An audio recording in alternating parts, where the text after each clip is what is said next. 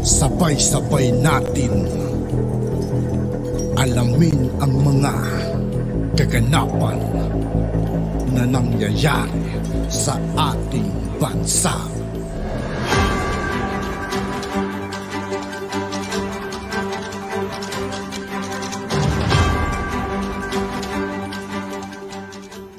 Yo, what's up mga kaibigan? This is I2K po again. Ngayon nandito ulit tayo sa channel ni Philippines Trending News. Dito ulit tayo magbibigyan ng comment at reaksyon. Kaya samahan nyo ako guys. Let's go! Area ng mga heavy machine gun ng magkakaalyado. Sa layong 1,000 yards, umalingaw ang raid sa malawak na West Philippine Sea ang sunod-sunod na putok ng heavy machine guns ng dambuhalang USS Somerset. Sa ikatlong araw na ito ng paglalayag sa West Philippine Sea ay sumama na sa pagsasanay ang landing platform Dock 25 ng Amerika. Nakapagpaputok din ng machine gun ang sumusunod sa amin na BRP Ramon Alcaraz. It is an opportunity for us to test yung ating mga skills ng ating mga personnel at the same time yung ating mga kagamitan and weapons dito sa ating barko. Talagang nakuha natin na matarget yung ating killer tomato. Habang nagaganap itong gunnery exercise sa pagitan ng mga magkakaalyadong Navy, tila nakamasid naman ng ilang warship ng China malapit sa operational box. Nako, ito na nga mga sangkay. Chinese warships ito hindi po ito Chinese tawag dito Coast Guard.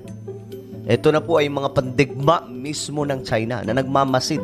Dumaan lang sa likod ng BRP Ramon Alcaraz at USS Harper's Ferry ang isang Chinese warship. Ayun, ito nga po mga sangkay na nasa Di-Calio noon sa magkaalyadong Navy. 3 warship ng China ang namataan malapit sa pagsasanay na 30 to 35 nautical miles mula sa pampang ng Quezon, Palawan. Unang nakita ang People's Liberation Army Navy destroyer na Shenzhen na may bow number 167. Bumalik rin ang surveillance ship na may bow number 793 pati ng isang frigate nila. Nasa 5.8 nautical miles ang distansya ng pinakamalapit na Chinese warship sa aming sinasakyang BRP Davao del Sur. Nagsimulang sumunod ang mga Chinese vessel nang tumawid dito sa West Philippine Sea ang mga barko ng Pilipinas, Amerika at France itong Sabado. Okay. So, tingin ko dito mga sangkay, parang nananakot sa pag-aakala nilang matatakot mga sangkay. Pero, sa ginagawa po nila, nagmumukha po sila ditong kaawa-awang mga sumusunod. Wala naman silang magawa, diba? Sunod lang sila ng sunod.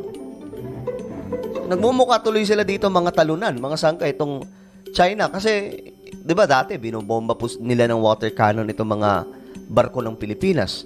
Pero sa pagkakataong ito, susunod lamang po sila, natawag dito, bubuntot-buntot lamang po sila, pero hanggang doon lamang. Sa Sulu Sea. Never naman tayo na-intimidate as long as we have conducted yung ating exercise na safe. Yun nga, katulad ng sinasabi ko, as long as we are safe. Kumpleto ang mga barko ng Pilipinas, Amerika at Pransya sa kanilang formation habang nagpalipad ng chopper ang USS Somerset para idokumento ang makasaysayang paglalayag. Ayan na nga po. Sa mapa, makikitang katapat halos ng group sail ang Ayungin Shoal kung saan nakasadsad ang BRP Sierra Madre. Uy! Pambihira, so ibig sabihin dadaanan. Ito yun So madadaanan nila. Naku, ewan ko lang ano mangyayari dyan. May mga Chinese dyan, di ba? Na umaali-aligid. Kalapit naman ang Ayungin Shoal ang panganiban o Mischief Reef na kontrolado ng China kahit pasok sa ating 200 nautical miles na exclusive economic zone. Grabe, lapit lang Kasabay naman ng balikatan exercises itong Webes. Namataan 60.9 nautical miles silangan ng Rapu-Rapu Albay. Ang Chinese flag na research vessel na Shenkuo, ayon sa PCG, naglayag ito mula sa Shenzhen Port sa China noong April 13. Dumaan daw itong Itbayat at Basco sa Batanes noong April 22. Saka naglayag patimog hanggang 11 nautical miles mula sa Mapanas, Northern Samar noong April 25. Naglayag ito pa norte hanggang sa marating ang dagat na malapit sa Catanduanes. Na-monitor ito 78 nautical miles northeast ng Mapanas. Nasa northeast na ito ng Gamay, Northern Samar. Bukod sa palipat-lipat ng pwesto sa silangan ng Pilipinas na malayo na sa China, hindi rin ito sumasagot sa radio challenge ng AFP. Ang susunod po nating hakbang ay magpadala ng barko para i-intercept. Ayan na. Ito na yung susunod na hakbang mga sangkay. Ito, dito na po tayo. Ang susunod nilang hakbang ay magpapadala na po ng barko ang Pilipinas para harangin, ayon po dito sa report, haharang daw po sa Chinese vessel na namataan sa Catanduanes. Magpapadala ng barko ang Pilipinas para harangin ang Chinese vessel na namataan sa Catanduanes.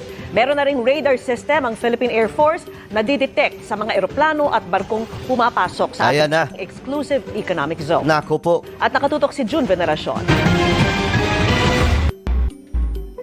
Kuha ito sa Chinese flag research vessel na Shenkuo nang mamataan sa dagat bandang Catanduanes. Okay, ano ngayon meron sa barko na yan? Una yung namataan itong April 25 sa silangan ng Rapu-Rapu Island, Albay. Bagamat nasa northeast na ng Gamay, Northern Samar kaninang umaga. Doon pa sa banda sa amin Palipat-lipat umano ito ng pwesto at hindi sumasagot sa radio challenge ng AFP. Ang susunod po nating hakbang ay magpadala ng barko para i-intercept at alamin kung anong ginagawa ng barkong yan within our exclusive economic zone. Nasa loob pala talaga siya. Ano ito? Nagpapaikot-ikot siya sa natin, teritoryo? Ang malinaw sa ngayon, namataan ito sa silangan ng Pilipinas na malinaw ng mas malayo sa China. Sobrang layo na yan, mga sangkay. Ito na, nasa kabila ng dako yan. Ayan, Kaya pala sinasabi na nasa may Northern Samar. Andito po yung West Philippine Sea. Tapos andito siya. Anong ginagawa nitong Chinese vessel? So dapat talaga walisin na yan. Mas malayo sa China at hindi sa West Philippine Sea, kung saan may inaangking mga teritoryo ang China na bahagi ng ating Exclusive Economic Zone o EEZ. Nako, may may pinaplano. Ano yun? Iikot na rin yung China. Pati doon, sa kabilang dako, aangkinin na rin nila. So, magbantay dyan yung Pilipinas dahil delikado po itong ginagawa talaga ngayon ng China.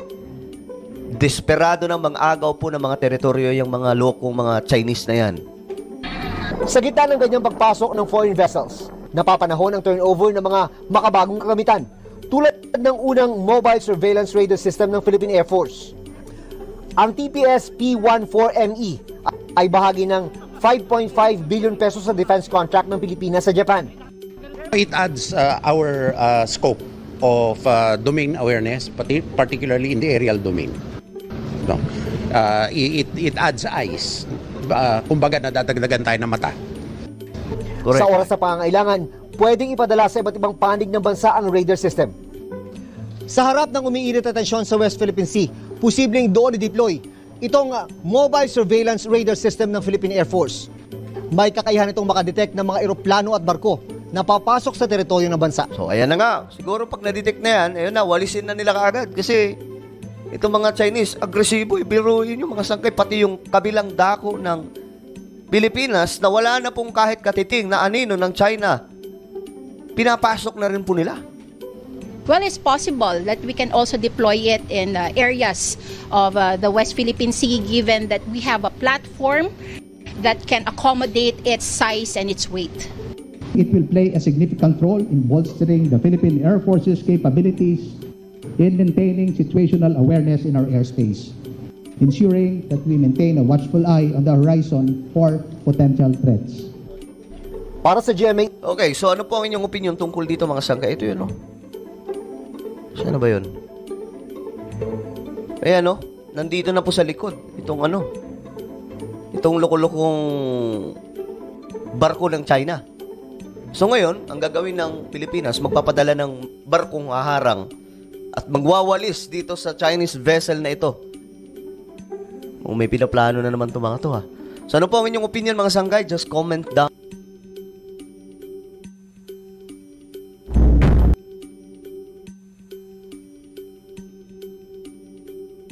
At yun nga po mga kaibigan, dito po nagtatapos ang ating reaction video. Muli ako po si I2K ng Sundalo ng Dunggalo. Maraming salamat sa patuloy na pagsuporta. Yeah, peace out.